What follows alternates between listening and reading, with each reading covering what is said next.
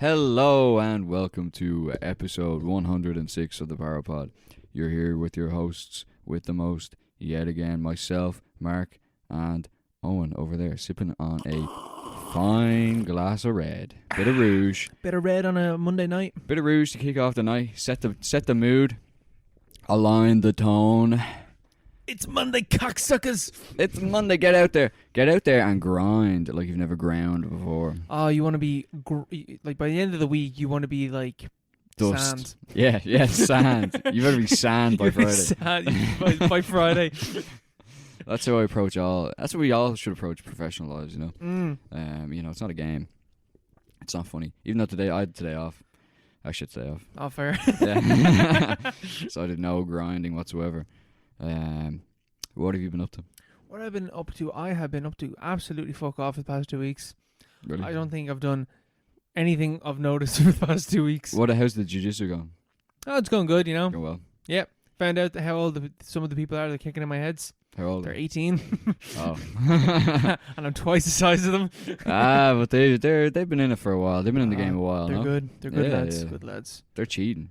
Did I tell you about me get my balls smashed in and choked out at the same time? Yeah, you're saying in Tengu, yeah. Oh, Jesus, grim. Fucking hell. What happened? Again? So, grappling with this woman that was like half the size of me, and she got me from the back, so she was like giving me a hug from behind. I was the little spoon in the situation. Nice. And Nothing better. Oh, man. Side note. Open secret. Secret. Yeah. The little spoon superior. If you're a man and you don't like being a little spoon, You're gay. you're gay.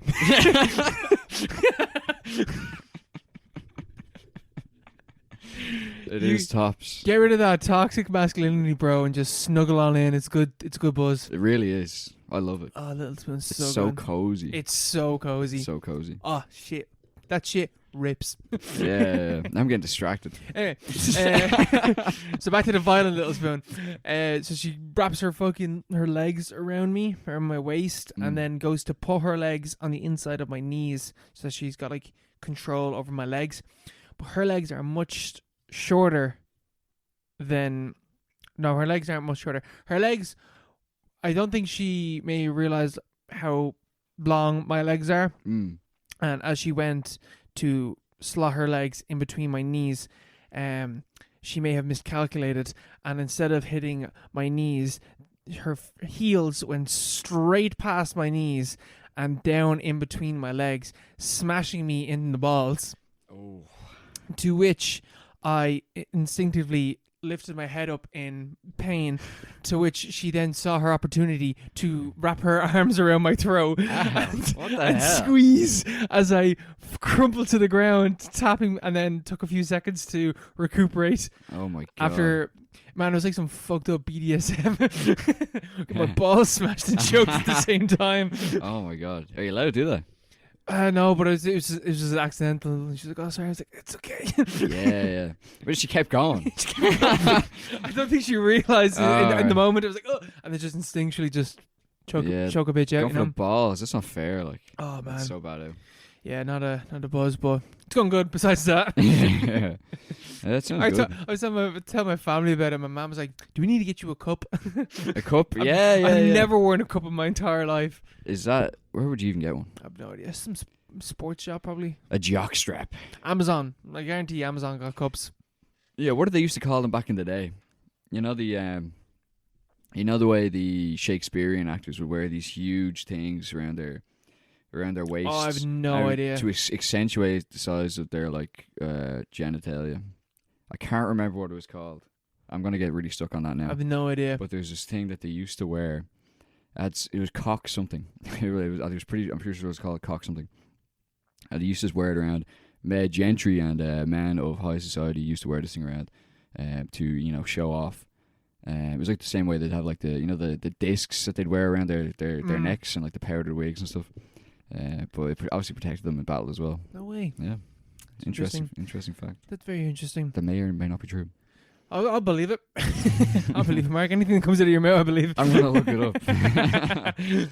I'm unquestioning of everything that Mark says. I was like, I'm sure that's true.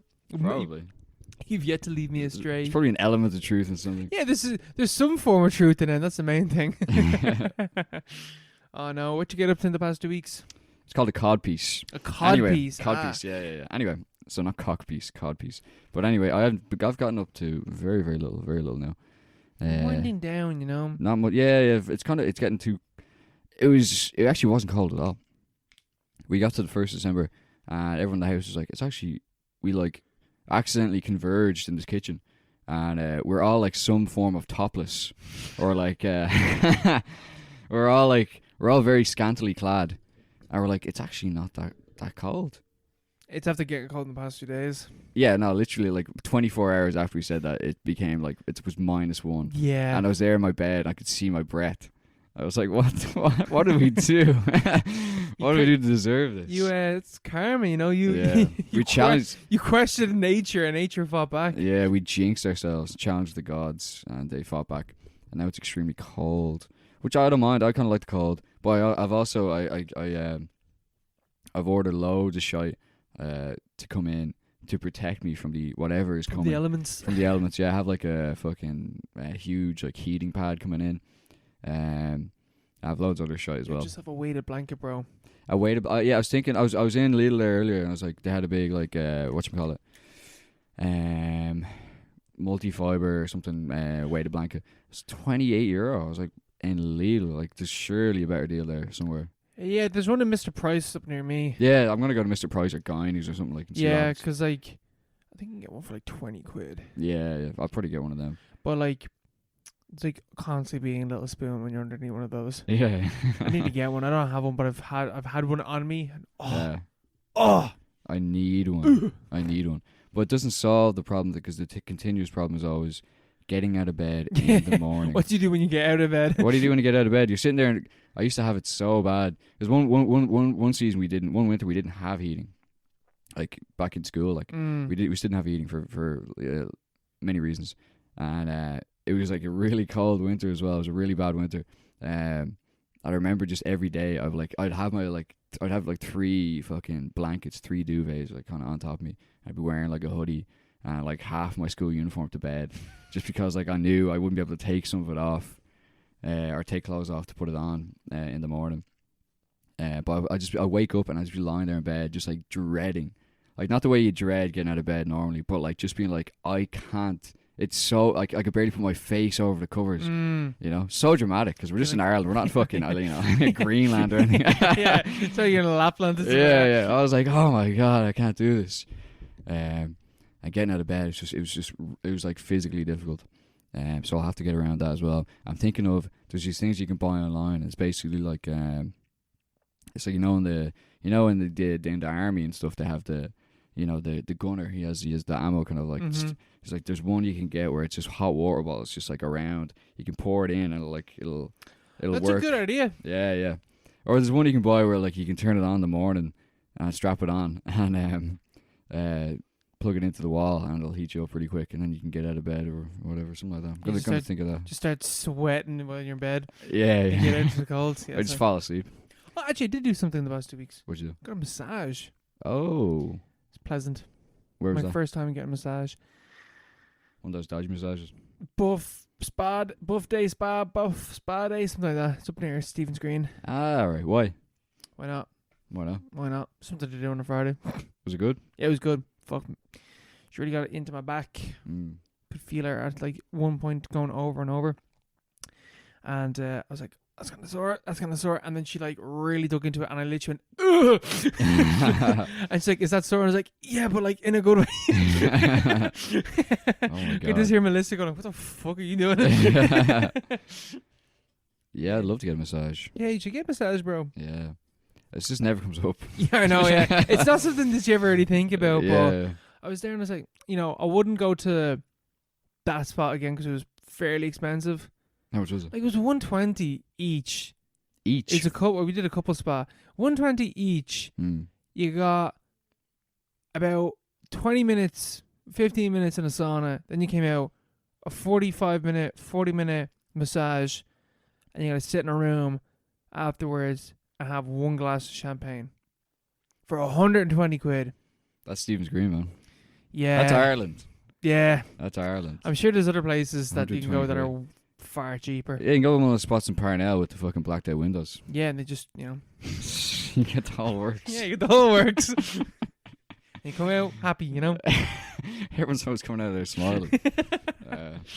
No, that sounds amazing. I'd love to go for a massage at some point. At some point. It's Maybe well worth it. Maybe that's a good Christmas idea as well. It is. How are you getting on with your shopping? I am basically done. Already? Yeah, basically done. I have a few more bits to get. Some, like stocking fluffers, basically, is the only way to describe it.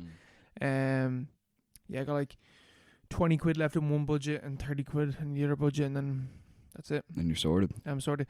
Fuck me, Such man. relief. Like the because I was planning on not spending that much money, and then somehow I've just spent like 150 quid on each person. I think we spent like the guts of 500 quid. 500 beans. Nah, the guts of 400. That's cost of living though. Like everything. I actually do feel it. I noticed that the price of milk in Lidl has nearly doubled in the last 2 months. Man. I'm not even doing anything. I'm actually spending less on myself than I ever have, and yet I'm still spending more money. Yeah. I was looking at my. They got these stats for the banking app that I have. They have these new insights. BOI.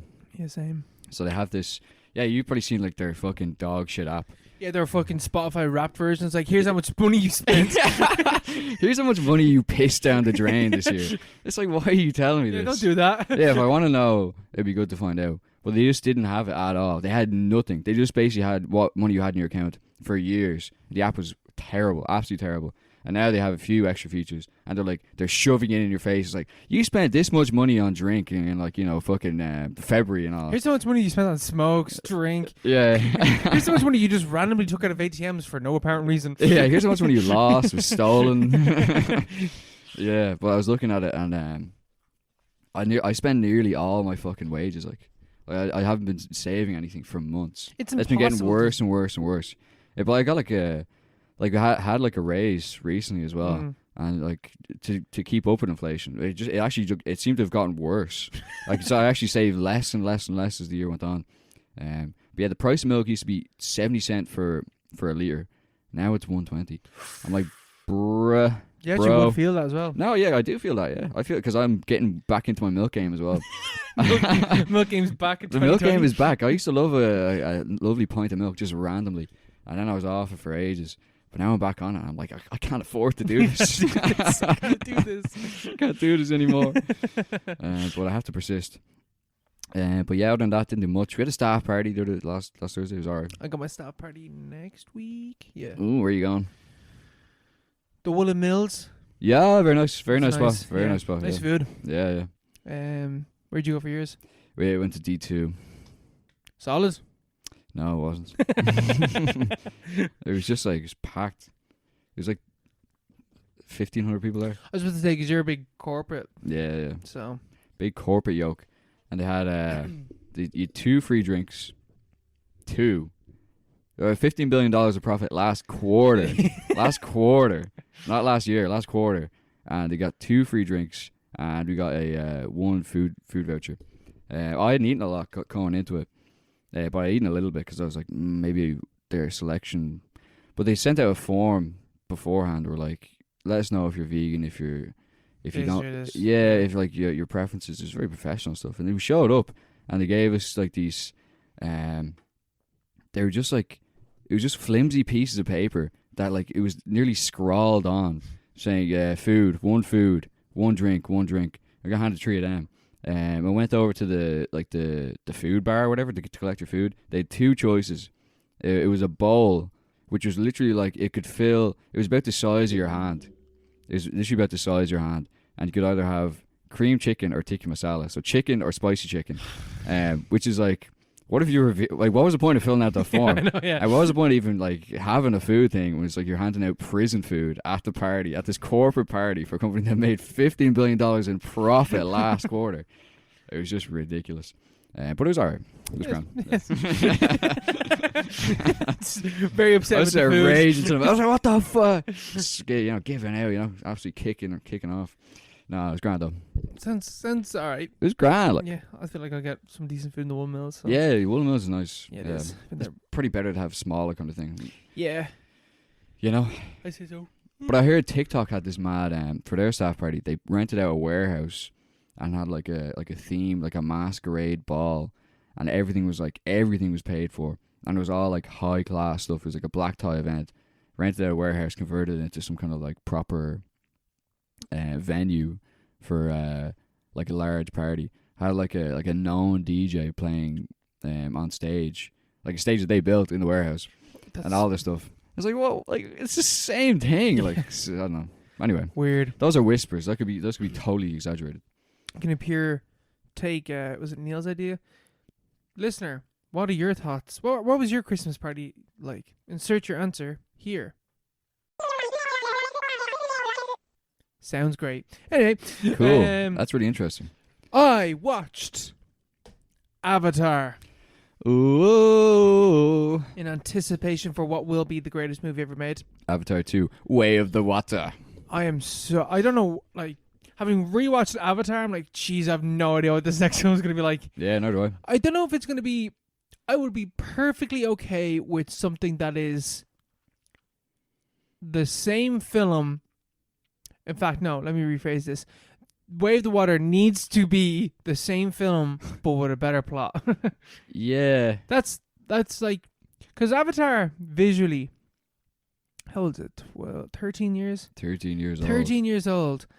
Film looks phenomenal. It looks it looks better than any film coming out right now. Like, it is such a gorgeous film. The colors, oh man, Pandora as a world. The colors, the vibrant pinks and purples, luscious green and blue, obviously with the people, but regardless. Where's yellows, the blue? all the big bird things they fly around on. Yeah, they're really cool.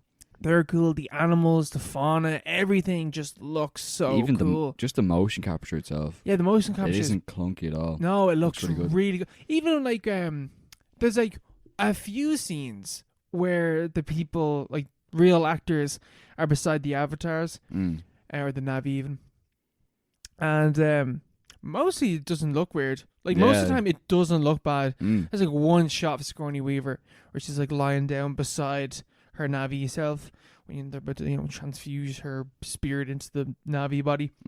That doesn't look great, but that's literally the one scene that I really noticed. Yeah. The rest of it, it looks great. Yeah, no, it's an amazing film. It's an amazing achievement. A technical marvel. A technical marvel. A film for the ages. A film that made 3D TVs a thing. Yeah. Like, that didn't work out, but still. No, it didn't. But still. I feel like they still use Avatar for like in like curries and PC worlds. Be like, look how good this TV looks. Yeah, they probably do. And they probably will use it again because the Avatar 2 is going to be in 3D, isn't it? I believe so. It definitely is. So it's going to come back, I imagine. I'm going to watch that film in 3D. Yeah, we're going to go see it in 3D. Yeah, we're going to go see it in 3D, IMAX, stereoscopic, Panavision. 4DX. 4D. Yeah. I want to get rumbled by the Avatar. But 4DX doesn't have IMAX, which is such a shame. No, it doesn't. Doesn't have IMAX. But we will figure it out. But no, Avatar, what a great movie. Did you see it when it came out? Yeah. Oh yeah. I think everyone saw this film. Yeah. I mean, it's literally the highest grossing film of all time. So yeah, I'm pretty sure everyone did go see it. Yeah, literally everyone saw it. I remember when I first saw the trailer, and I don't know what we were seeing at the time. It might have been Inception actually. Inception came out after this, didn't it? Inception's 2010. Is it? Okay. I want to say that. But it was around that time, and we were watching it. And I remember my dad was like, "That looks fucking class." We're just watching the trailer. He's like, "That looks really good." And I was like, "Could have been Dark Knight." It could have been Dark. No, I didn't go see Dark Knight cinemas. No. But I was like, "That actually looks pretty good. It looks really interesting." And then turned out it was pretty good. Yeah, James Cameron. He's so arrogant. He's so arrogant. That's the only way he makes it work. But the sheer force of his own personality, his own belief in himself, and the stories he's trying to tell, or the stories he isn't trying to tell, the technology he's trying to show off, the flexing he's trying to do in front of the entire world. Yeah. He just makes it happen. He's just like, look how big my dick is. Yeah. Like that's the kind of it's one of the huge mega projects. Back in the 60s they landed on the moon, all this shit. These days we just have people like JC, kind of like a singular figure. We have like MCU and so. Oh, look, they made 13 films and like. In 2 weeks. Yeah. And they tied them into one and like, oh, Thanos and all. That's like literally like 1 million people worked in that film. and it was directed by, directed from above, puppeteered from above by the most evil people alive. It was like Avatar, Titanic, Avatar 2, all the brainchild of one guy who's just like fucking, dedicated. Insane. He just has this insane vision of like making a film as big and as bombastic as humanly possible, which is, it's exactly what it's about. Is Oppenheimer coming out this year? It is indeed. Is it? Actually, no, it's not. Sorry. I think it's the start of next year. Yeah, because I was thinking, I forgot that we're literally at the end of this year right now. Yeah. But it's coming out fairly soon. But no, because that's the thing with Avatar is it literally is just the most bombastic, grand, like visually grand film. Mm-hmm. I'm not gonna say ever, but it's definitely one of them. Like it's like oh my god, the nose, the what am I trying to say? The scope, the scope. The nose. I said that because it's from my nose. So I'm gonna say that. The scope of the world is just fantastic. Yeah, and like I love there's so many bits that are great. There's so many because I don't think I've seen Avatar since it originally came out. I've seen it in years. So I remember because the plot is so simplistic and it is like plot's dog shit. The plot is bad. The plot's real bad. And Doesn't matter. I was watching it with Melissa and I was saying like, yeah, no, because I was saying like I've heard loads of criticisms about this just being like a white guy coming in. I was like, yeah, no, whatever. But then then rewatching it's like, oh, it's actually so much worse than I remember it being. It's literally he's the best Na'vi ever. Like he like gets on that the big huge flying bird that 5 people in their entire written history have ever done, and he does it. Yeah, because he's a white guy. Because he's American. He's an American Marine who's a better Na'vi than the Na'vi themselves. But he also has no legs. He does have no legs. So yeah, no, it's so he's a disabled white guy. He is disabled, yeah. And who knows what else? But even like just like that aspect of it is kind of stupid. And the romance isn't it's great. Lame as fuck. It's real lame. When they have sex with their hair, it's like, ugh. Bro, the version we watched on Disney Plus, they do have sex with their hair, don't they? They do have sex with their hair. They stick their hair together. Yeah. That didn't happen on Disney Plus. What happens? It just cuts. They just get on top of each other and then it cuts. And I was there and I was like, I have a core memory of seeing the two hair core memory, yeah. That's tentacle together. That's iconic, yeah. Yeah, when they bond their hairs together. Yeah. I knew I didn't think made that up. I was like, because it was like a pure Mandela effect. I was like, fuck me, does that happen? That did happen, but like that's that's such a weird thing to censor. It's not like they were fucking. It's not like it was his dick, Well, they were fucking. That was the thing, man. They were fucking, but it was like it was their hair, and it wasn't like it wasn't some kind of. It didn't look like they were having sex. It's just like heavily implied. Let me pull this up again here. Let's get that clip up. Let's disgrace. Fucking knew it. I knew it. What a disgrace. We just got visual confirmation that Disney are censoring free speech by James Cameron. They're censoring hair sex. We can't let these bastards get away with this. First they came for the hair fetishists and I did nothing. No. They've never taken something that I've loved away from me. No, because you ever see that where you know that you've seen something in a cut of a film, and then it doesn't happen when you're watching. You're like, wait, what the fuck? Something's missing here. It was the same thing. Seriously wrong. It was the same thing with the Aliens shot. Because I always remember there being a bit where the sentry guns are like gunning down aliens outside the door, and then on Disney Plus that doesn't happen. But that there is a cut. There's like a director's cut or something where that does happen. Right.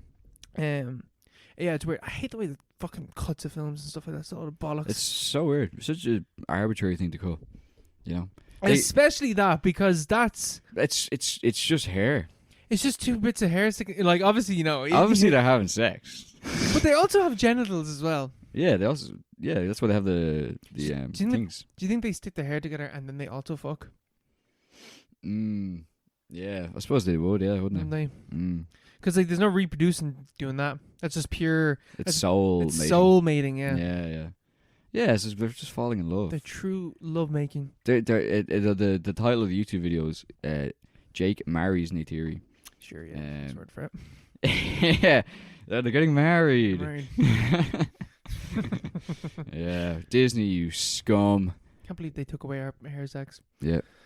What a joke. That makes me question now what else is censored. 1984. What else is censored on Disney Plus? Yeah, God knows. I know they took out the Michael Jackson episode of The Simpsons, but I didn't like that episode anyway. So I didn't speak up. How long is Avatar? How long is that? 2 hours and 40 minutes. So yeah, they literally just cut out. I'm pretty sure it's the exact same film. They just cut out that 5 seconds. Maybe it's for China. Maybe. But I don't think China would really care about that. It's a weird one though, because it's like, who gives a shit? Same film. Let's find out. How long is it? Is it 2 different cuts? Yeah, literally the exact same. It's actually longer. It's actually longer. What the hell did they add in? They added in a full frontal, unsimulated sex scene right at the end of the film. Right at the end of the film, like if you stayed until the after credits. Yeah, no, it's a good film though. Still, it's not it's not going to change your life or anything like that. But Avatar's still good. It did change a lot of people's lives. It actually did. Remember that? Pandora syndrome. It's so weird. So, wait, Pandora syndrome? Yeah, where people come away, it's like Paris syndrome. It's named after Paris syndrome, where people come away from Avatar, would see it repeated amount of times, and they would eventually get depressed over how the real world didn't match up with Pandora. It had a lot to do with the fact that it came out in 2009. It's like no one was happy. Everyone was like seriously depressed. Post recession. Yeah. Or midst of recession. Yeah, middle of the recession. But yeah, that happened to a lot of people. I think that is the thing though, because within the film, it's very like the film is about the Na'vi and how they connect to nature and stuff like that, and like literally sticking their hair into things and getting a actual like connection, emotional, spiritual, and also mental connection. Sexual. And sexual sometimes. You don't want to see what Jake does to that fucking poor horse. Jesus. No, because there is a thing in the film where I think, like, how long is that thing about, the way the trees are connected? Yeah. And like this tree networks. How long has that been going around for? Like, if you get just, like in real life. In real life. What do you mean? How long has it going? Like, how long has that been known? I don't know. Because that's in the film as well. Yeah, it's probably been known quite a while. That the trees are all connected and their synapses touching off of each other and everything like that. Yeah, because there's one tree and like, isn't there just like it's the biggest organism on Earth is in California. And it's like a super organism. It's just one tree, but it looks like loads of trees. But I'm pretty sure they've known about that for a long time. But yeah, no, it's proper because it's all up to date. It's same with because he actually is into, wildlife and stuff. James Cameron. Like he actually did go visit Titanic before he made the film. He actually did go to Pandora before he made a film. Yeah. He actually did inhabit one of the Na'vi bodies and save their planet from destruction before he made the film. What a guy. What a day. I'm looking forward to Way of the Water because this film is very clearly going to be about the oceans. Where, because like Avatar is about colonialism. And American capitalism expansion, stuff like that. All that jazz. Yeah, all that standard stuff. All that boring stuff. All that boring shit. Now we're finally getting onto the sea. But I will say that one thing I didn't know, or one thing I forgot, was that it's not the US military that's stationed on Pandora. It's a private army-owned security company brought in. The EDF. And they're all ex-military guys. It's like, that's like what they do still. yeah, Blackwater. Yeah. It's a counter in Iraq, kind of, something like that. But yeah, well, I'm interested to see what will come up with for Avatar 2 because that's so long to make it, and obviously the plot isn't going to be something. It's it's not going to be some mad, avant-garde, crazy. I didn't see that coming. It's going to be. Oh, what have you heard? Apparently, the test screenings came out and they're just like, yeah, this film's a lot fucking weirder than you think it's going to be. Okay. I don't know because I feel like the plot would have to stay pretty basic because it's been in production for 9 years. Yeah. Or more than 9 years, 10 years. So I feel like I don't know how many rewrites he's done and stuff. Plus he's like written the other films like years ago shot them already. Back to back, some of them. Yeah. So the story for this would have been written a long time ago. So I don't know, but I feel like maybe the themes and like how it looks, how it's presented would be hopefully it's a bit more interesting. Oh, do you think we're gonna get Are we gonna get fucking bullshit headlines and bullshit like tweets being like, I can't believe Avatar 2 has gone woke? Are we Gone woke. Are we heading towards that? I can't see that happening, to be honest. I can't see that happening. How could that possibly happen? It's like, oh, James Cameron made a film about the environment. He's gone woke, and it's like, did you see the first film? Yeah, people who do that, I don't know. Just have to give it a miss. That'd be Twitter, though. It would be Twitter. Twitter will find a way to churn people out, to generate NPCs. Will say stuff like that. Twitter might be dead by the time by the Avatar 2 comes out. So Twitter's around forever. Twitter's around forever. Ethereal. Yeah. Prometheus. Let's get on to the way of the space guy. Yeah, the bald space guy. Move away. Can you open this, please? I can, of course. Let's get away from space and get back into space. Yeah. I was about to say, because I was thinking of water and I was like, forgetting that we were talking about a fucking sci-fi film. Yes, our next installment into the Alien franchise. We are going way back in time in the timeline of Alien. And way forward in our own timeline. To Prometheus. 2013? 2012. Shit. 2012. Close enough. 2012's Prometheus. Ridley Scott. The Rid fella. Returns to the Alien franchise after sorely being missed. A long ass time. Too long. Yeah. Where every film that was made, except for the second one, was shit. No, they progressively got worse. Yeah. Well, the second one was great. Second one was great, but it's not as good as the first one. Fact. And he's back. The thing about Prometheus that I never really understood was why the marketing and stuff like that was, it's an alien film, but it's not really an alien film. Because when you watch it, I do question, why the fuck did you even make this an alien film? Why? Because like all the things about Alien that's in this film kind of holds it back, because the plot holes that come into it is because it has to tie into Alien, but it doesn't need really to. And it doesn't need to. Yeah, I think it's convenient to have it, because it's not really, there's nothing to say it's in the Alien timeline except for the company name, and then obviously the very end. And the very end scene. And these have, well, you could just have androids, like that's fine. Doesn't Yeah, make a difference. like I think it's Like, people don't look at Blade Runner and be like, "Oh, yeah, this is an alien movie." yeah, he didn't need to tie it into Alien. Yeah. But I think it is. It's within the same. It's the kind of thing. It's in the same universe. It's like a fucking spin-off kind of thing, which I think was a good idea. Mm. You obviously could have made something slightly different, but Lots of time. It's tying into the Alien franchise gives it a bit more oomph. Yeah, because it was marketed as an Alien kind of thing. It was like Ish. it's like you have to see the film to find out if it is or not. yeah. I thought that was good. Like I love the mystery of going into it. I saw it in cinemas. Did you see it in cinemas? No. I saw it years after. Oh, really? Yeah. Yeah, I remember I saw it in cinemas. I was really, really excited to watch it. Back in the day, I'd only I wasn't even fully acquainted with the Alien franchise. You know? I just knew Alien, and I just seen the trailers, and just kind of the marketing sounded really cool, and all the people involved obviously were big guns, even back then. And I have to say, I went to go see it, and I was like, wow, this is fucking class. Yeah, and people hated it.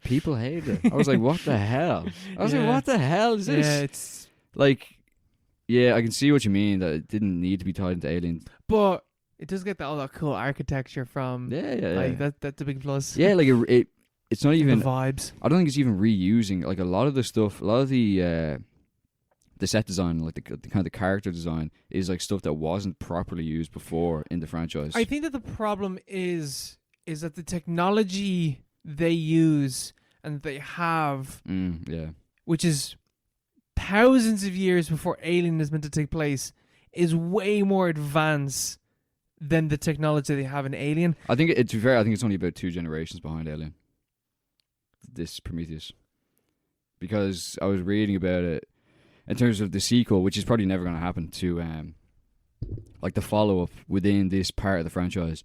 And Ridley Scott was talking about introducing Ripley at some unknown point, like a young version of Ripley, and he was like, "Yeah, that'll be another like 2 movies away. Like it's a few generations in the future."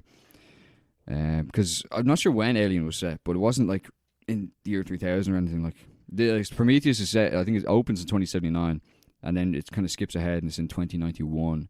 when they're on their mission. Alien takes place 2122. Prometheus takes place 2089, 2093. Oh, okay. I thought it was 30 years. I literally thought it was thousands of years. Okay, never mind. Yeah. Regardless, though, the technology is. It is. Well, even the way David, fucking Michael Fassbender's character, That makes the it android. that actually makes it even worse in terms of the plot holes. What? Because I don't understand. That actually makes me question, more now. But anyway. All right. Well, like David, for example, the android, he's way compared to Bishop, Yeah. an Alien.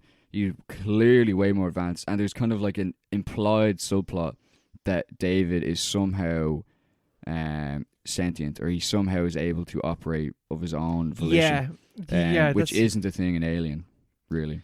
No, it's to the not same at all. extent, And yeah. I think it's like, because I think Prometheus and Alien Covenant are, I think the actual alien, like the xenomorph and all that stuff, is less important as it is to the story of David and what David represents, and that whole thematic ideological story that's going on there, where David is an android created by humans. And I think like one of the key points of the movie is where David's talking to one of the scientists, and the scientist is raging because all the what are they called, the jockeys, they're all dead. And David's like, why do you want to meet them? He's like, oh, so we can find out why we were made. And the android says to him, like, well, why did you make androids? And it's like, oh, because we could. And David's like, well, how do you think you'd feel if your creator said that to you? And your man just kind of laughs off. It's like, well, that's not possible because we're super fucking important. We're humans. Yeah. But it's like, the whole thing is like, you are completely insignificant in the grand scheme of things. Yeah. You're not special. Yeah, David's way more advanced as an android. But he's a way better character. He's a really cool character. He's a cool character. He's a great character. An android that slowly resents humans the more he learns about them. Yeah. Never been done before. Never been done before, shockingly. But no, I have to say, I fucking love Prometheus. I love everything about it. I fucking love the way it looks. I love everything about it. Yeah. Even its many, many flaws. The way it looks. The way it sounds. The fact that it's a return. I didn't appreciate it till I just watched it this time around. Having watched in succession the first four. Because you see like Alien, sci-fi horror, foundational kind of sci-fi horror film. And then the rest of them are all kind of like, they're very different. There's action. And then there's like kind of like half-arsed horror in the third. And there's whatever the fuck is action comedy, I guess. There's whatever's happening in the fourth one. And then this is actually the first one since the original film, which is a horror film, like which can be considered a horror film in any kind of way. Yeah, but it's like biological horror. Yeah. It's not like a full-on scary hereditary horror film. It's a horror film. It's a proper sci-fi horror film, where it's not just about the action. It's not just explosions. Very close-knit cast. It's kind of the same premise as Alien. It's a very small cast. Very kind of. It's like there's a wider scope at the end of the film, but it feels very self-contained. There is some kind of element of feeling like you're enclosed, of being claustrophobic. You really get the sense that they're like removed from any kind of help. That they're just totally alone. And when things start to go wrong, like you can feel when they're in the temple kind of thing, like the structure, and things start to go wrong, you're like that's like things are going to shit and there's no one come to help. Rather than the other ones where it's kind of like, oh, this is leading into a new set piece, which will lead into that one and stuff like that. You don't really know what's going to happen. Yeah. And I really appreciated it more, even watching it this time, having watched how bad the previous three were. Yeah. So just when you were saying that, with the previous films and then talking about like them being isolated, it actually just made me realize as well that like this isn't even a prequel to Alien. Because the whole thing about this film that people always complained about was like, oh, the jockey doesn't even the jockey dies somewhere else and it's not a chest burster. Like he gets chest bursted, but he's not in the seat. That he's an alien, and I'm remembering that this is a different planet. This is a completely separate thing that's going on that ties into Alien, but isn't. Yeah, so actually, those plot holes aren't really that. In terms of tying into Alien, aren't that big? It's a totally different thing.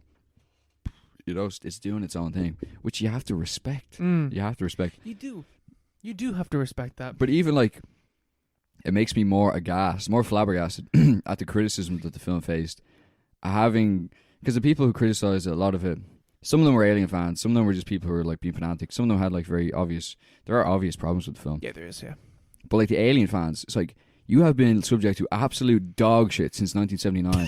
Then this comes out, and you're like, oh, it's not like this. What are you talking about? Yeah, I know, yeah. What are you talking about? This is by far. It's not even. Well, Aliens obviously is a great film. The last good Alien film, and I'm including Alien vs Predator and Alien vs Predator Requiem, Yeah. was fucking Aliens. That's fucking 40 years. Yeah. 30 years ago. 30. Yeah. Over 30 years ago at that stage. And even then, it was a totally different film to Alien. This film is like way, way more like Alien. So like subject to fucking like absolute abuse, absolute neglect for decades. And then this film comes out like, oh yeah, what about this? Why did he take off his helmet? Shut the fuck up. Just enjoy the film. Like actually, like just look at the film. The film is so nice to look at. The sound is not even like the score is really cool. Is so good. Yeah, it's a great team and all. Like it's just. I think it's one of those films that will go down as kind of like, in like 20 years, people didn't respect that the way they should have. Prometheus is extremely overhated. It's actually one of my favorite films.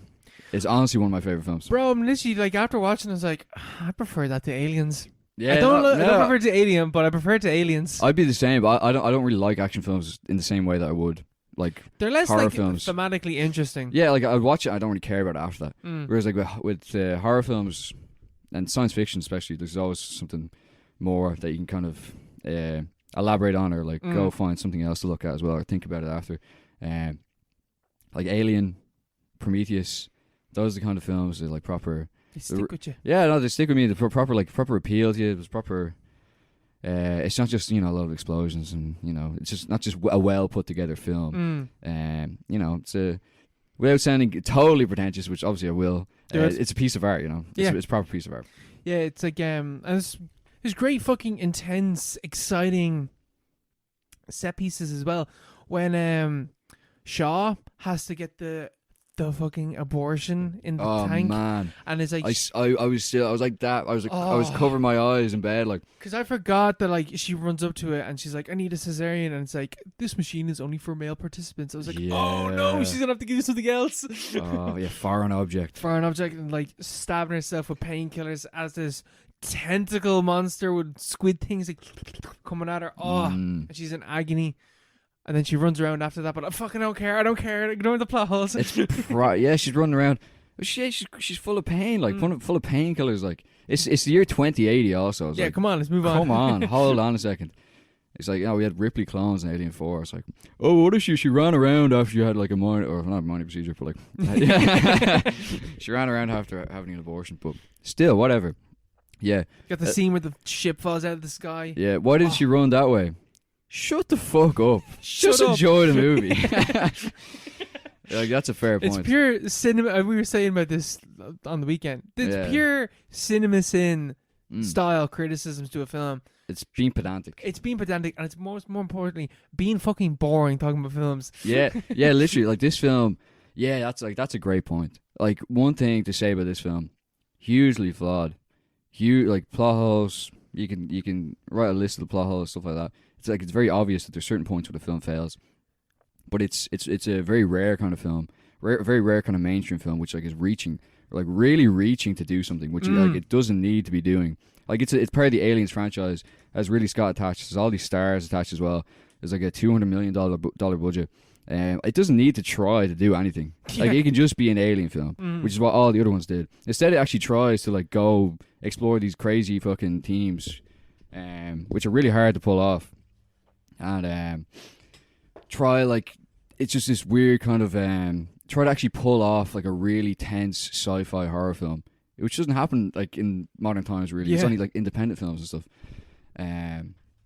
At the same time, there's people who watch it and they just don't see any of that. They just see, oh, why did the biologist take off his helmet? It's like, why did you not see? Why did you not actually watch the film? And like, why did you not, like, I don't know. Prometheus haters are just like, they're really annoying. Just stop. Just please leave Prometheus alone. Because it's like, Leave Prometheus alone. guys, stop bullying Ridley Scott. Because this again, like he's not a good director anymore. Let's be real. He somehow pulled this out of the bag. Where this is by far, in my opinion, his best film. Is this his? In a long No, time. you mean The Martian between now and then, but The Martian's I wouldn't consider. nowhere consider near that, on the same level. I as wouldn't even Prometheus. consider that a good film. It's an alright film, you know. It's okay. That's an entertaining movie. Yeah. It's an entertaining film. It's in a similar grand. sense that Aliens is a very entertaining movie. Yeah, exactly. Martian's adapted from a book as well, so it's like the book is kind of written like a script. So he But, loses points. So he loses points. Ridley Scott, he pulled it out of the bag in some sense. He actually made an interesting sci-fi film. It's talking about religion. It's talking about science. It's talking about Creation, destruction. creation. Where do we come from? Yeah, it's talking about like what's actually behind the alien. The question of what aliens are. Not just within the alien universe, like the franchise, but also in real life, like cosmologically and stuff like that. Like imagine, Which he got a lot of heat for. It's like, religious. It's like, it's too religious and stuff like that, which is missing the whole point of the tension between science and religion in the film. Like it's not even like, it's not just that kind of dichotomy as well. It's like between Wayland, like Wayland's whole idea is this, the whole idea of Prometheus, the ship being sent out to discover this possible origin of life. Wayland sees this as a vanity project for him to basically extend his life. Yeah. He's just interested in finding the engineers so that they can make him immortal, which isn't revealed really till the end of the film. And it's this huge capital project which costs like $1 trillion or something. They say. So I think they say something like that. Like Yeah. Whereas like the rest of the scientists are like interested in it, or at least Shaw and Holloway are interested in the way that like the common person would be interested in that question. It's like which is basically a spiritual question. It's like, where do we come from? And where like, do we come from? Yeah, like who created us? Something like that. Like that's what those two sets of characters mean. It's not talking about it's actually we were created by Jesus. It's like, it's not that at all. Like it's more basic. But it can also. But then there's also the thing of like when she's asked. I can't remember who's talking to Shaw, but they're like, or maybe it's Holloway. It's like, why do you like these are the people that made us? Why are you still wearing that cross? And the answer is like, well, who made them? Yeah. It's like, it's not even it's fundamentally it's a spiritual question, Yeah. It's not just a hard science kind of thing. Like that's the best kind of sci-fi which combines the hard science with these like broad philosophical questions. I think one scene in the film that I think could have been more horrifying if we hadn't seen what the engineers looked like at the start of the film is when they walk into the temple and they finally get into the big room and there's a big statue and the statue looks like us. Yeah, it's a human head. It's a human head. It's a human-ish looking head. Imagine going like being fucking millions of miles, light years away from Earth, and you land on this planet and you walk into a fucking big temple and there's just a human head staring back at you. Yeah. The horror of that. That would have been a good reveal if they kind of left the reveal of the engineers a bit. Because at the start it is just like they don't really need to explain that at the start. Like the film is confusing. Like there's loads of stuff. Like for example, like David poisoning Holloway. It's not explained explicitly why he did that. But like that's he's just interested in seeing what would happen. Yeah, like it's not like a plot hole. Yeah, that's just like a deliberate. They're leaving that kind of vague, because the whole question of David's sentience is kind of vague as it is, and that's kind of and his motives are quite vague. Yeah, that's not the point really of the story. Even at the end of the film, where like he's kind of a good guy, but he's not, but he is. Yeah, he's not really sure why he did anything that he did. Yeah, he's there as like an agent of chaos, even though he should be something to rely on. He's just. But it's not a plot hole per se, but the film is pretty confusing as it is. I think they're trying to make it more clear by putting that part at the beginning, but like that part is also pretty like, what the fuck is happening here when you first watch the film? Yeah. It only makes sense later. Maybe they could have added that on at the end. That would have been cool though if they walked into the temple and it's like, why is a human head in there? Especially because they don't really question it initially. They kind of just like they're a bit like, oh, what the fuck? Yeah. But I think that you could have really ramped that up a bit more for that horror to have really came true. Because, I mean, that's like going out into the void and going and the void staring back at you, and it's a human face looking at you like that it's sort a of giant thing. human head. It's like, oh fuck, this is horrible. Even the design of the engineers is fucking cool. Like, it is cool. This big pasty white fucking jacked dudes. Yeah, these huge humans. Something scary about that. It's good to see them actually being. This is the first time they're actually featured in the as like characters in the franchise, isn't it as well? Yeah. I feel like it might have been in some form of a book, but in terms of films, yeah. like who the fuck is Who's reading the books? Nerds, fucking nerd. But no, I love Prometheus. I have to say, Covenant. Well, we do Covenant next week, but have you seen Covenant? Yeah, I saw it in cinemas. Yeah. I saw it in the Galactico cinema in Savoy. Yeah, just before they tore it down. It's a real. Well, we'll talk about that next week. No spoilers. Not spoilers, but it's not great. It's not the worst. It isn't, as far as I remember. It's not the worst. No spoilers, but it's it's better than Resurrection. It's at least better than Resurrection. Yeah, I'd also say it's better than Aliens 3, but I also don't. I don't really remember. I don't rate that film a lot either. Yeah. It's not as good as Prometheus, which is the problem. It doesn't look like they'll get a sequel to it. Not that I have any faith that a sequel will be good. Oh, not at this stage. Not released anyway. Yeah. But no, I have to say I love Prometheus. Same. I've always said that. I don't have to say it because I've said it so many times. But you have to say it. I'm a Prometheus stan. I don't care. I get so much heat for this. So much hate. Sick of the bullying. Sick of the bullying for my I've always backed Prometheus. And every time I watch it, I'm like, maybe I'll see the plot hole. No. I actually enjoy it more and more every time I watch it. Yeah, because this is the second time I've seen this film. And I remember even watching it the first time. I was like, that's a good movie. Yeah, like, what the fuck is people hating on this film for? What the fuck? Yeah. Like, even like the horror that's in the film. Like that, your man, when he's fucking, that virus is just taking over him. Yeah. Like you're proper like, oh, it's like, God. oh, that's horrible looking. And then he's burnt to death. And then his mates come back, where like the one dude that comes back after getting spat on in his face, but the fluid gets into him, and so he comes back as this zombie that just fucking butchers a couple of dudes. Yeah. Like, it's not even like, why does that happen? It doesn't matter why it happens. The goo got into him. Yeah. The oil shit, the biological weapon. Yeah. But yeah, like, compare that to Resurrection. Compare that to Alien 3. Even Aliens, like the questions that this film is asking. Yeah, but like, even just in terms of like the emotional, like, moment to moment impact of scenes like that. Where like for example, Alien 3, which is like proper middle of the road. We have a lot of scenes that are going for something that will like proper have an impact. But like none of it ever hits. There's no stakes whatsoever. It's so boring. Yeah. Like, you have the alien face to face with Ripley. There's nothing going on. With Prometheus, you have 4 or 5 moments where you're proper like on the edge of your seat. Even if you've seen it before, you're like, oh shit, this is intense. Like, this is properly intense. This is horrifying. I can't watch the abortion scene. I can't. It's impossible. It's so, I don't know why. Like, it's not even that gory. But it's just like, oh my god, squirming in my seat.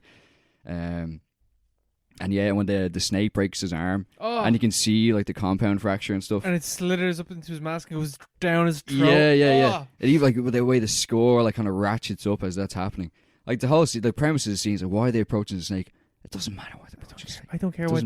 The scene is cool. That's all that matters. Okay, that's all that matters. That's all that matters. What a great film, I have to say. 4 out of 5. I think I already have rated it before. I think it's a 4 out of 5 film. Yeah, at least. It's the second best installment in the Alien franchise, according to the Parapod. Fact. That's a fact. There you go. We go for a break. Aye. And now for our recommended film of the week.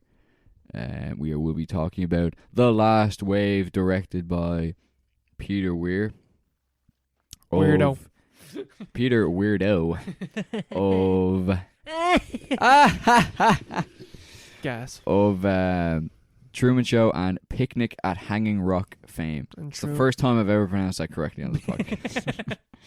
Even still is very laboured. The Dead Poets Society, that's the other one. And Dead Poets Society. He's done a lot. He's a great director. It's a 1977 film from Australia. It's about a lawyer whose seemingly normal life is turned upside down when he takes on a murder case and discovers that he shares a strange and unexplained mystical connection with the Australian Aboriginals. Now, what did you think of this film, Mom? Thought the film was all right. It is pretty good. It's alright. It's all right. It's alright. I wouldn't even say it's like a well-made film. Yeah, yeah. It's got cool music, Aboriginal music. Yeah. All sort of like stuff like that. Yeah. Real atmospheric, really atmospheric. Bit spooky at times with the dreams and this guy that's just like standing staring at him like the shadowy figure. Lots of water imagery, lots of visions and shit like that. But the film, it's kind of just all right. It's kind of boring. It's kind of boring Because it's half, as you were saying earlier, it's half like a courtroom drama, and then halfway in it forgets. Or no, it's forgotten from the minute it starts. Because we read about this film, we're like, wow, this sounds fucking amazing. Based on the premise. And the premise is really cool, the way it's set up. And the opening is also really cool, the way it's set up. Yeah, it's like very evocative. And like Peter Weir is kind of, picnic at Hanging Rock. That's what I was thinking of when I was thinking of this film. That's, yeah. And it's kind of similar in certain ways, in terms of vibe, at certain parts of the film, like at the very opening and then at the end. But like it's forgotten what it's doing. It seems like 5 minutes into the film, Yeah. and then it remembers in the last act, and it kind of switches back to that mode. But the parts in between aren't very interesting about the murder case, basically, because it's about this guy who's a lawyer. He's a corporate tax lawyer, and he is dragged into a murder case between a group of Aboriginal men. An Aboriginal man has died.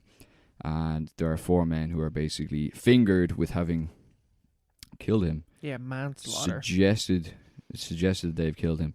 And there's a lot of kind of blurred lines with like tribal law versus like civil law and stuff like that. Which like who really cares? Like honestly, who cares? But there's a lot of like kind of like wrestling over that point, which is like who like. And there are a lot of them is like, oh, they're not tribal men, they're city men. Are they tribal men? Maybe they're not. Maybe they are. Who really cares? It's not really. It is kind of important later on. It is important. Like I feel like that's kind of what the film is talking about. Is that tension within Australia? But that's specific. Very specific, but also the way they illustrated it. Not extremely explored in the film either. No, it's just brought up a few times, being like, now remember, jury, you have to try these men underneath Australian civil law, ignoring their tribal law. They're not even tribal men because they're civilized city folk. And there's a few times where like, these are actual civilized black people. Don't worry about it. And it's kind of weird. Yeah. This film is like a groundbreakingly radical portrayal of Aboriginal people in Australian cinema, where they're actually depicted as humans. Which is like, sorry. No, that's such a bad. There actually are quite a few interesting depictions of Aboriginal culture in Australian cinema. There's actually this film I want to see. It's Ned Kelly retold as an Aboriginal story, which I really want to see. It's hard to track down though.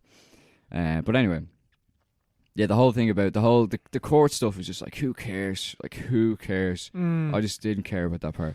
Yeah, and I also didn't really care about, because it's kind of generic in that it's a rational man, like a man of reason, a man of law, a tax man, a man that goes by the number, and he's like so far removed from the idea, from the spiritual world that these Aboriginal people reside in.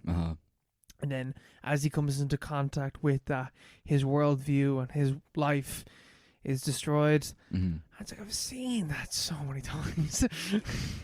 It's not even done extremely interestingly well in this film. Yeah, because he has there's a soundbite in one of the interviews with Peter Weir, I think after he released his film, and he said the premise, where he got the idea, was that what would happen if a pragmatic man was met with some kind of something that he couldn't reconcile. Yeah, something he couldn't comprehend. Which is like the most basic premise for like half the films ever made. That's like film, like mystery film 101. Yeah. because like it doesn't tell you anything about the film. It's like, how is that the premise? That's Yeah. not really the premise. It's like, yeah, but it is a bit formulaic in the way he's like, you know, this fucking ordered, straight edge, colonial planter guy who's a tax man, you know, by the numbers, all literally by the numbers. And then he's thrown into this world where he's like, oh, something's a bit off. Like, it is so formulaic. But there's still like, there's the part at the start, there's the visionary elements of it. Like, Peter Weir is like, even with, like, just judging off Picnic at Hanging Rock, for example, which isn't a film, which is, the plot isn't really the point. The plot isn't, I couldn't even tell you the plot, really, to be honest. Girls go off on a day trip and someone disappears. That's basically it. It's very, very threadbare, very basic. There's not a lot to it unless you're like proper watching the film. It's more about like how, like the kind of the vibe that gives off. We use vibes so much, but like it is literally, it's like it's the atmosphere of the film. It's like the psychosphere that you engage in when you're watching it. Picnic at Hanging Rock is really pulls it off to an extent that like it's still like an iconic film. Still a film it's still a great film that you can still watch today. This film, it doesn't pull it off in the same way, mainly because it doesn't commit to it the same way Picnic did. Because you had this kind of like attempt to tell a story which isn't really interesting. But the first part, as you're saying, the first part with like, because it opens with these scenes from random parts of Australia where there's sudden weather events which are just like totally out of character. Like there's a hailstorm in the middle of a desert. But then there's like the sound of like they can hear like thunder and there's no clouds. Yeah, there's something off. There's something really off. There's something weird about what's going on. There's stuff that's happening that shouldn't be happening, shouldn't be there. And then you get into like the actual like plot of the film. And then that kind of trundles on for about maybe an hour, just under an hour. And then you start getting into like the back into the kind of the no man's land where there isn't really a plot for the last act of the film. Yeah. It's just him kind of following the vibes. Yeah. Towards like, you know, bringing in the different visions and like weird happenings that have kind of accumulated over the course of the film. Because it's all tied into the original the original sequence at the start of the film with these weird events which happen. With like hail and like, you know, thunder, weather events. And then there's the lawyer character, who is afflicted by bad dreams and nightmares and visions which he experiences and has experienced his entire life. And through his contact with the Aboriginal people who are connected with the trial, he begins to understand that there is some kind of broader narrative which he is being kind of like, he's keyed into psychically, which he can access through his dreams.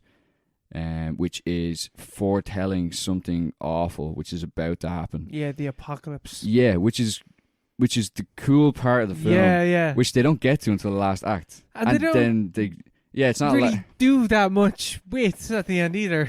Yeah, but that's the thing. Like they don't have to. I think it's cool that they don't really like. He follows all these weird leads.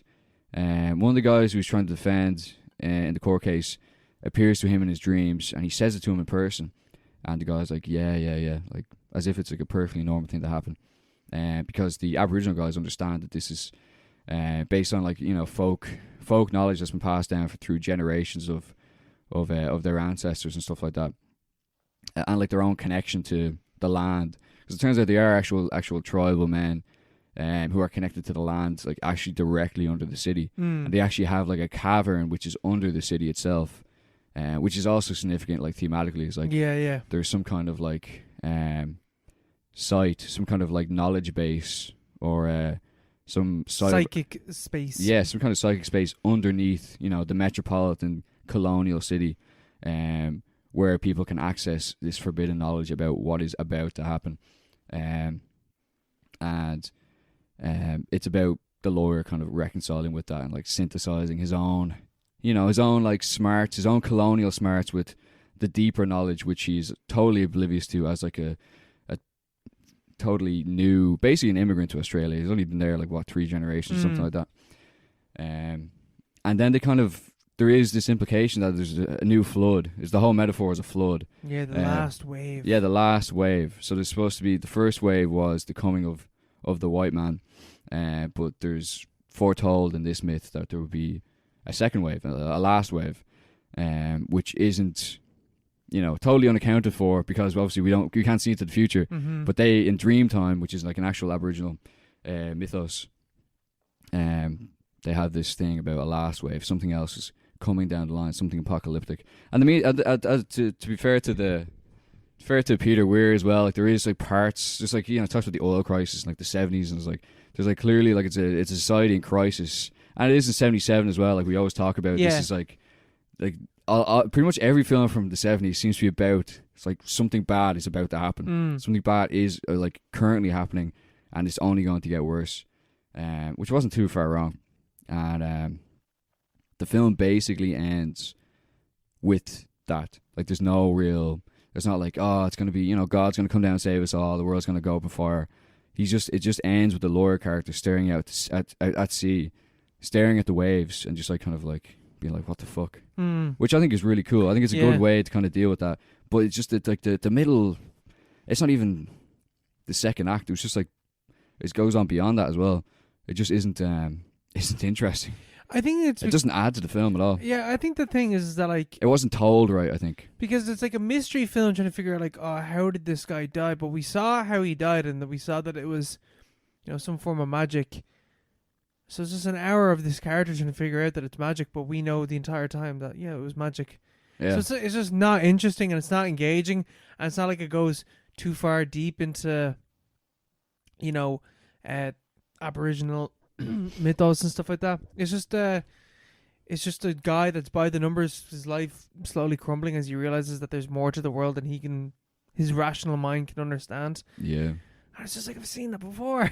Yeah. I've seen that like a million times. I've seen it so many times. And it's, that's the problem. The worst thing about this film is the main character. He's not interesting. There's nothing interesting about him. There's like nothing interesting about him. The way his story unfolds isn't interesting at all. We don't care about his family or anything that happens to him, really, which is the main kind of problem.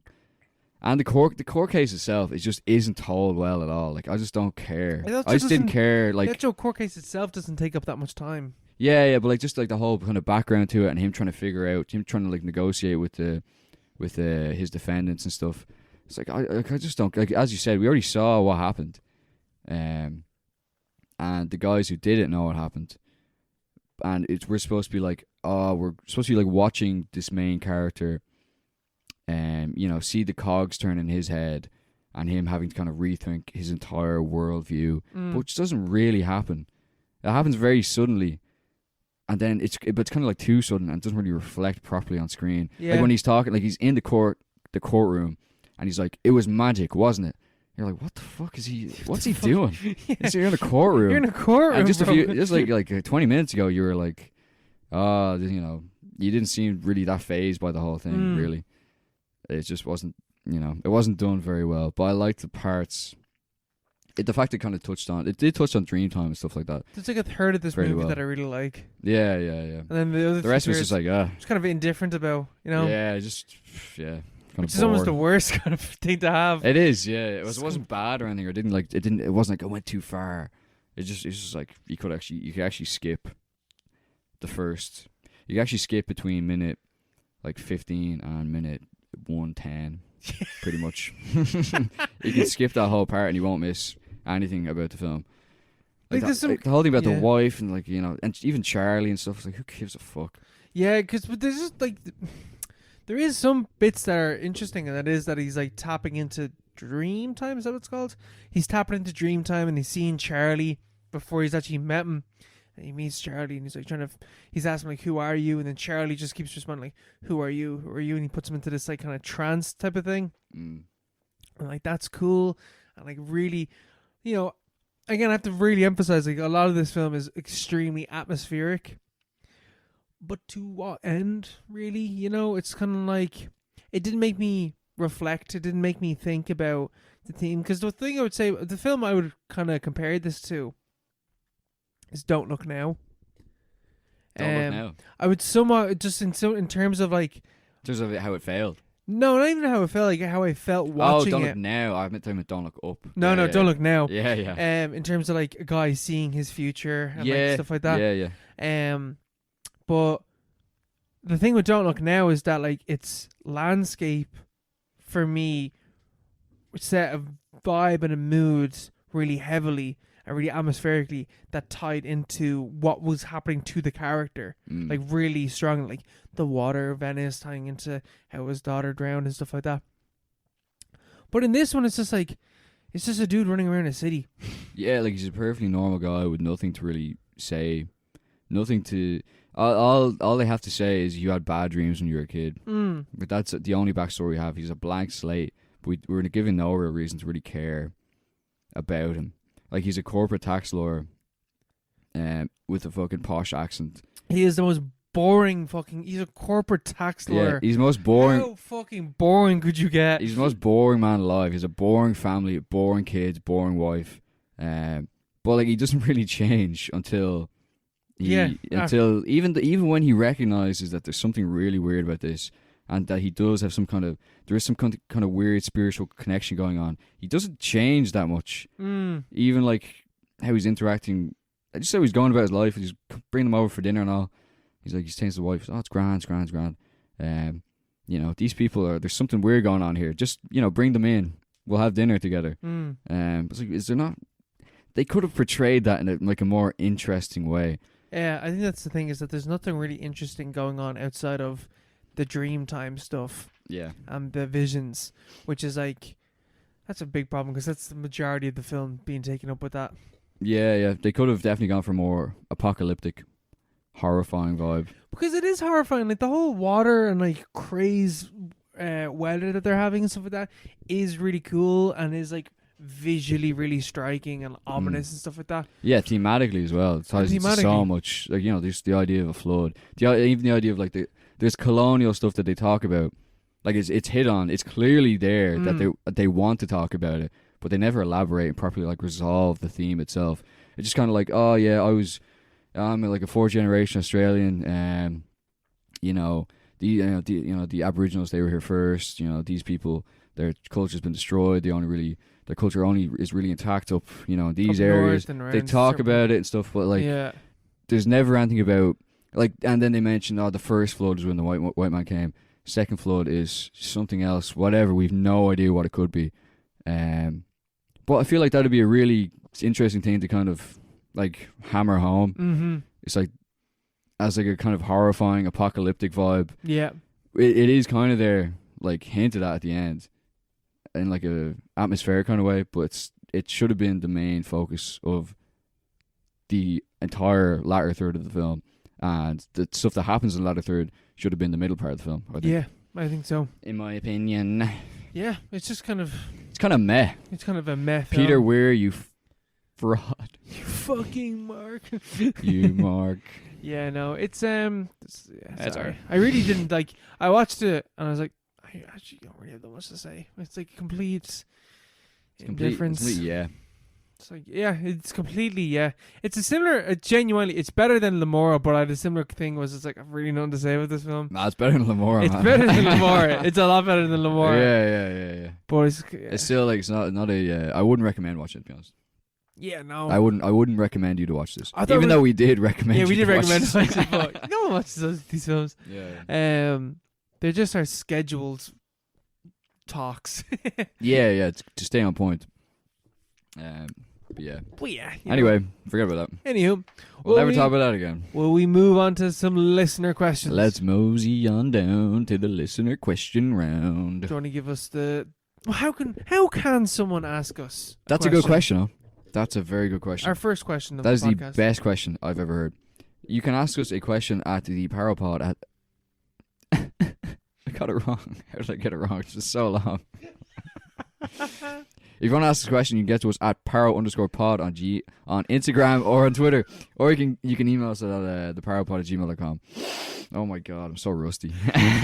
That's at the paro... I'm doing it. That's at paro_pod on Instagram and Twitter. Or theparopod@gmail.com. Jesus, that was difficult. We haven't done a listen around in like 3 episodes. Yeah, no, it's been a while. Yeah. Our first question, in fact, all three of our questions are coming in from Hannah. And Hannah is asking us, realistically, how much parkour do you think you could successfully complete? 0 to none. Very, very few. Very, very little. I could climb a wall, but like, even then, like, I'm not very good. I don't think I could scale like a high wall.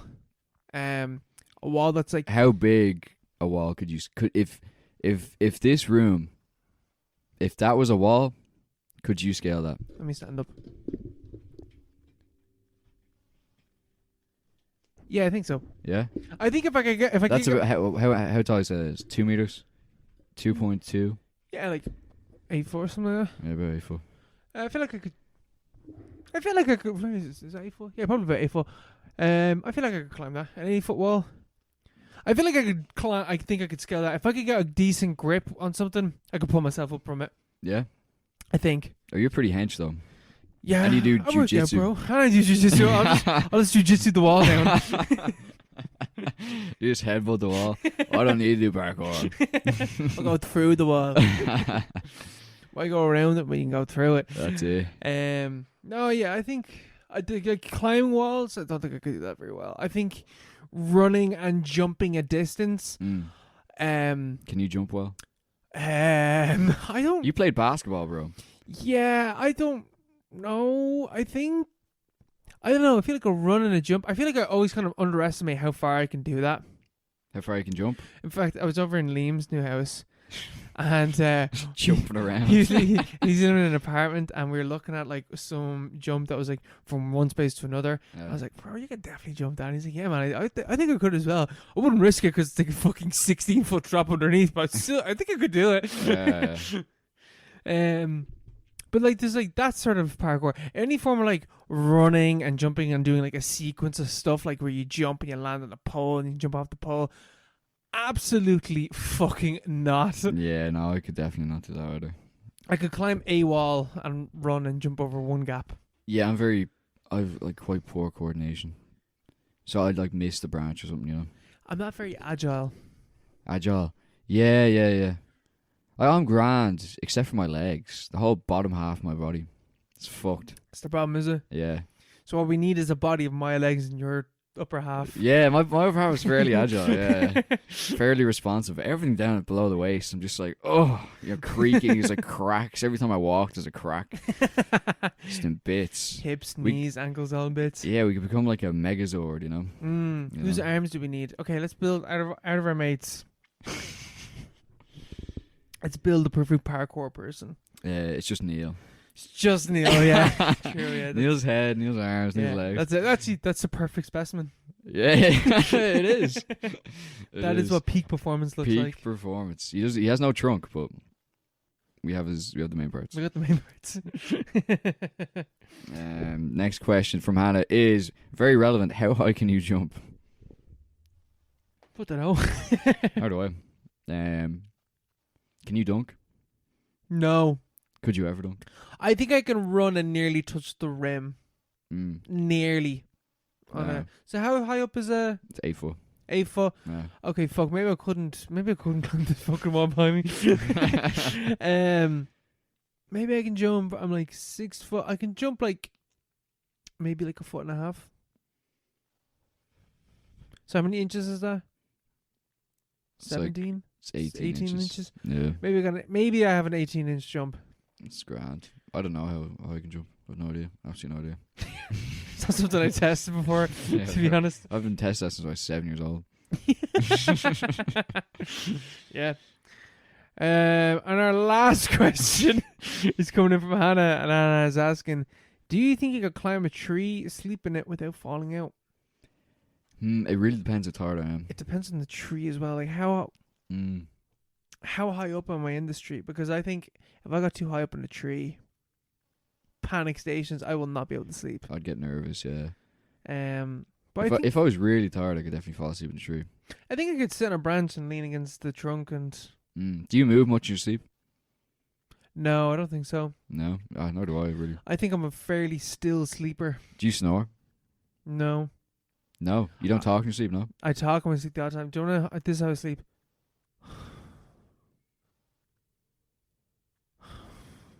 just like that. Nice. Just heavy mouth breathing. Respect. I kind of do that as well. Sometimes my mouth is just like, you I know, wake up nearly every fucking morning with like a complete dry mouth. dry mouth. Yeah. A lot of times I just wake up like my jaw is really sore, but I don't grind my teeth.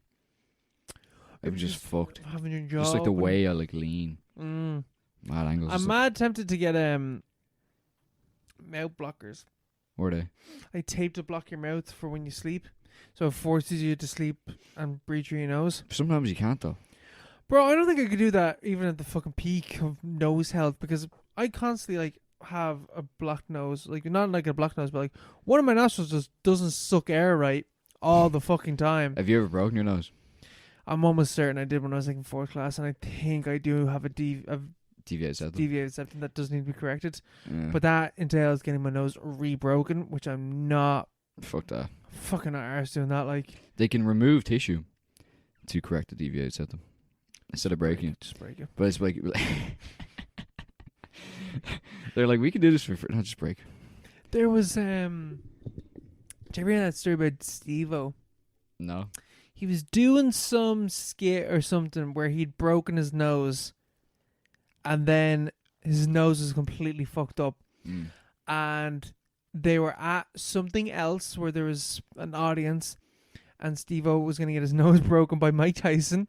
Oh, I think I've seen the video or something like that. So- I vaguely remember this. So he gets punched in the face by Mike Tyson, but there's like this karate instructor or something that's in the crowd, and he's like, Steve-O, if you're... And Steve-O's talking about like how I've already broken my nose, so this will just fuck it up more. And there's a guy in the crowd who's like, oh, I'm a karate instructor. I can recorrect your nose once he's broken your nose. So Steve gets punched in the face by Mike Tyson, turns around to this instructor who just fucking smashes his face again and fixes his nose for him. Oh my god. Yeah. That's so grim. That's just Oh, fuck that. yeah. I broke my nose before. I have a deviated septum as well. One of my nostrils is like way bigger than the other, so it doesn't breathe in properly a lot of the times. So like sometimes I can't. I just sleep with my mouth closed. It's grand. But some nights I'm just like, it's just not gonna happen. So I just go. Man, that's Yeah. me every night. Every night I'm sleeping on one side and I'm just like, and then I can't just fall asleep because my heart rate starts rising because I can't get enough oxygen.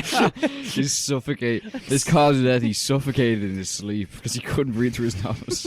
But I can breathe through my nose during the days. I don't understand. I think it's just whenever I'm lying on my side or something, I just can't do it. Yeah, overthinking it. I think it's mostly overthinking it. Yeah, because mine was recorrected by my dad. My dad's broken his nose like 7-8 times, like hilariously amount of times because he used to play rugby and stuff. And one time he broke his nose. It was like, you know, when Sideshow Bob steps on the rake in Simpsons. He literally did that. It came up, and he's not a very tall man. It just came up, struck him right dead center in the nose, smashed his nose. He was alone, like in the middle of France, so he had to correct himself. But he's done it loads of times. So he just put it back into place. And that's what he did with me when I broke mine. Like, and they brought me to hospital like 2 weeks later, and they're like, "Yeah, it's good enough."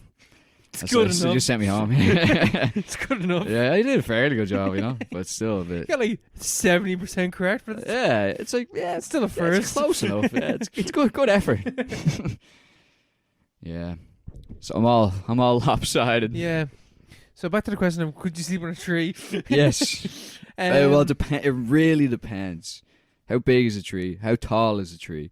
How tired am I? Normally, if any given tree right now, absolutely not. Absolutely not. It really depends. But I can usually fall asleep like most places. I can fall asleep fairly easily. Like, Have you ever fallen asleep sitting up? I'm sure I have. Yeah, I can't Outside remember. of being on like a plane or something like Yeah. Well, in the bus and stuff. that? You're falling asleep on the bus? Yeah. Like Not Dublin like coaches and bus? stuff. No, coaches Oh, out right. to the country and stuff. Oh, okay. Yeah. Not on Dublin bus. Yeah, okay, that's fair. Yeah, I think, that's... But that's not, I'm not counting that because there's... Okay. You're at rest, yeah. Yeah, and you're at rest, but you're also moving, and I think that aids the... Yeah. The falling asleep though. Sometimes it's like falling asleep like crumpled up in like these mad fucking Picasso figurine positions on a plane is somehow like way comfier than falling asleep in bed. Yeah, man. Sometimes it's sleeping there, I'm lying, sitting there on the plane with headphones on, eyes closed. I just fall asleep so much quicker than I do in my bed sometimes. Yeah. I always remember when I was in 6th class, I was staying over at my mate's gaff. There's a few of us staying over. And I think there was more people than there were beds. Or the sleeping arrangements weren't fully thought out for the amount of people that were there.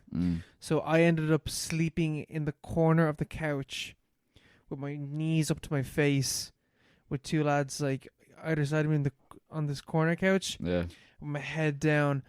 And I remember I stuck my head down, fell asleep, and then like 4 or 5 hours later, head coming up, and then I think it's the first time that my knees might have cracked because I remember moving and being like, I'm in fucking bits. You're not meant to sleep like that. Yeah, that sounds pretty uncomfortable. Oh man, it was horrendous. Oh god, yeah, the stiffness. And like sinking into the couch as well. Yeah.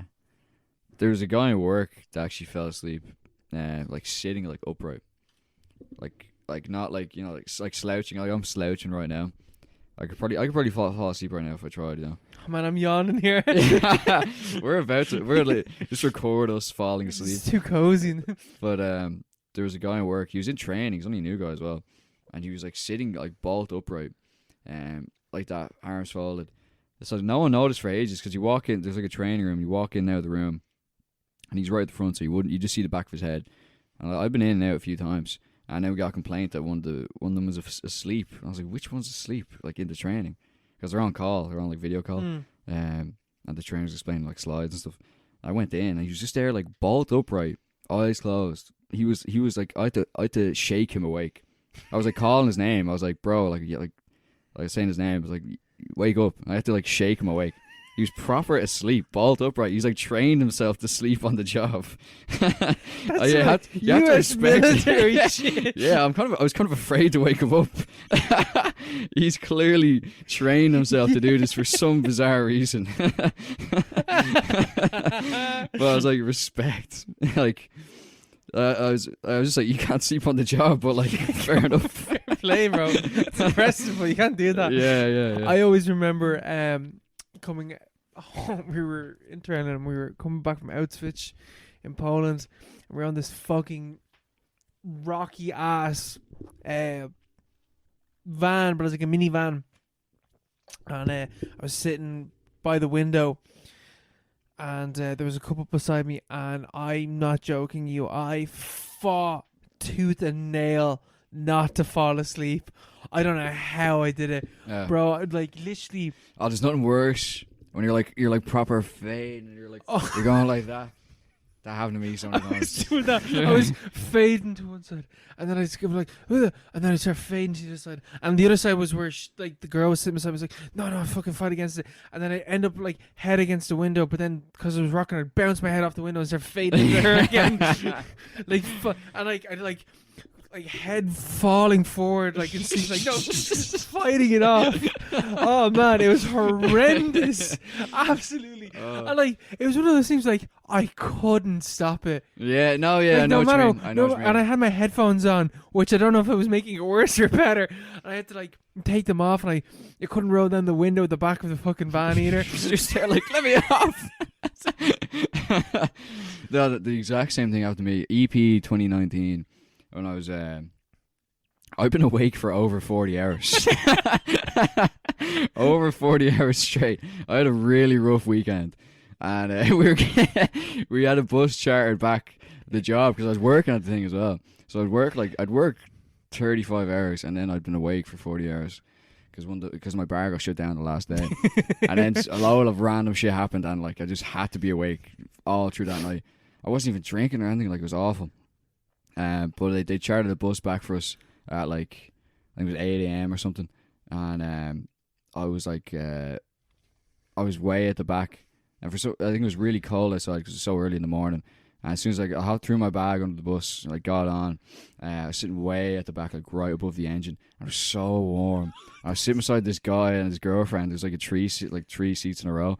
I was literally there like that, like going back and forth, rolling. Like as soon as the bus took off, I was fighting off my demons.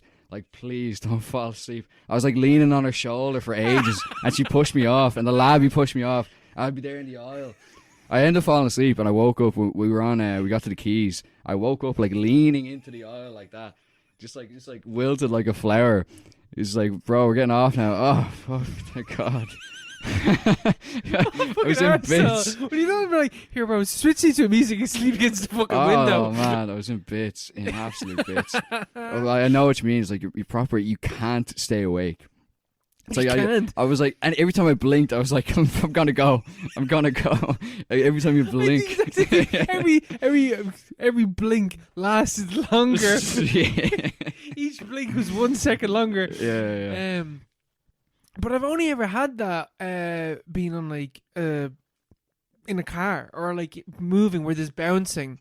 Something about, I think it's like being rocked to sleep. Yeah, it definitely is. Yeah. Or something like that. I don't know, because I don't get that any other time except for being in the car. It's so cozy. Oh man, I love being in the car or being on the bus. I love sleeping the bus. on something like that. Oh, whopper. Yeah, I don't get people. Some people get car sick, or they get bus sick. Some people get sick traveling backwards, which I don't get. Or they gets that as well. She doesn't like sitting on the seats that are facing backwards. That doesn't bother me. Yeah, I never noticed it in my entire life. I love the bus. Same. I don't. Cunts that fall asleep on the bus, I'm like, you're a fucking psychopath. Like Dublin bus, you're. Like, oh yeah, no, stop. Like you are gambling. You're playing with your life. You are risking so much. Yeah. You're in danger. Like you're actually in danger. Like I'd wake someone up if I saw them asleep on the bus, unless they're like had nothing to lose. This guy's in peace. You're looking at the guy and you're just like, yeah, you need that. Yeah. But yeah, no, nothing better than a good sleep. Ever fallen asleep in a taxi? I have, yeah, unfortunately. I won't go into that story though. Yeah, man. I don't. I remember coming home from night out one time. I don't remember when it was, but I remember being in the back of a taxi, fucking gargled. Same thing as well, rocking back and forth, and just vroom. And I didn't have the willpower to wake myself up. Just vroom, and fell asleep straight away. It's just you, like? No, I was with other people, so they're like, I'm gonna fuck up. That's grand then, yeah. Yeah, no. It's so embarrassing though. It is so embarrassing. There's nothing worse. But ever gotten sick in a taxi? No. Yeah, neither have I. I'm not a puker, thankfully. Thank God. They charge you 140 quid. Oh yeah, they charge you big time for that. Yeah. Because it's like fair enough, because you are like, they can't pick up anyone else for the rest of the night. Yeah, like. I'd be fuming. Yeah, Jesus. Fuck that though. Yeah, fuck that. Will we leave it there? We'll leave it there. So next episode, not next week. Next episode will be our Christmas special, released, I believe, if my maths is right, the 26th, Stephen's Day. We will be here. No, we won't be here, but this episode will be released. Yeah. And we will be talking about It's a Wonderful Life. It's a wonderful The greatest Christmas movie ever released, according to lists. Everyone. According to literally everyone. I think if you look up like greatest. You know what? On? What? Fun fact: I've never seen this film. Have you not? I've never seen this film. Okay. This will be interesting. Look up greatest. It's a wonderful life. Christmas movies. God damn, I can't spell. Greatest Christmas movies. There we go. Beside Yogi's First Christmas is It's a Wonderful Life. Esquire. It's the second best Christmas movie of all time. Next to Yogi. Shit, maybe we should be talking about Yogi. Okay, Esquire.com. The best Christmas movie of all time. What are the comments saying? It's a Wonderful Life. Okay, some fucking arseholes are talking about some random fucking films that no one's so sharp in the comments. Disagreeing. It should be The Dead. What the fuck? Just reply right now. What the fuck? What the fuck is wrong with you? The Dead. Okay, EW.com. Thrill List. Okay. Oh, fuck off. One of these ones you have to click through. View all. Go for view all. No, I got it. It's a Wonderful Life. Yep. And 50 greatest Christmas movies according to thrillist.com is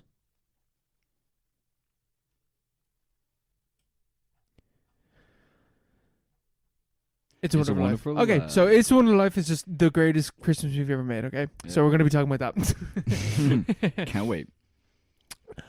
Good night. God bless. Hope everyone enjoys the next 2 weeks. Bye.